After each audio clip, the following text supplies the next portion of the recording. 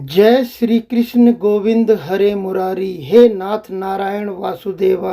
आप सभी को श्री कृष्ण जन्माष्टमी के शुभ अवसर की हार्दिक शुभकामनाएं। कंस मथुरा नगरी का एक क्रूर और अत्याचारी राजा था, जिसने अपने पिता उग्रसेन को राजगद्दी से हटाकर स्वयं को राजा बना लिया।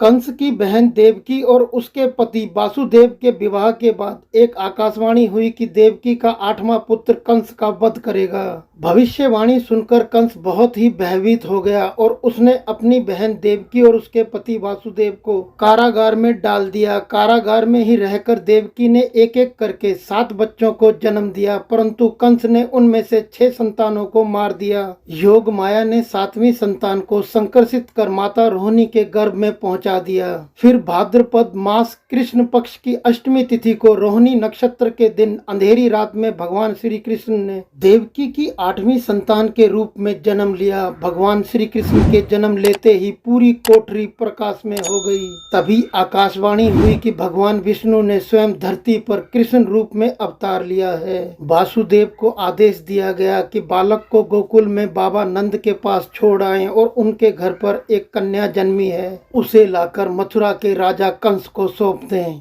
आदेश पाकर वासुदेव जी ने भगवान श्री कृष्ण को एक सूप में रखा और अपने सिर पर रखकर नंद जी के घर की ओर चल दिए। भगवान विष्णु की माया से सभी पहरेदार सो गए, कारागार के ताले टूट गए और दरवाजे अपने आप खुल गए और वासुदेव जी की हथकड़ियां अपने आप खुलते ही वह गोकुल की ओर चल पड़े। वासुदेव जी भगवान श्री कृष्ण को नंद जी के यहाँ रखकर वहां पर जन्मी कन्या को लेकर वापस कारागार में आ गए। जब मथुरा के राजा कंस को देवकी की 8वीं संतान के जन्म की सूचना मिली, वह तत्काल कारागार में आया और उसने उस कन्या को जैसे ही छीनकर पृथ्वी पर पटकना चाहा, वह उसके हाथों से निकलकर आसमान में चली गई।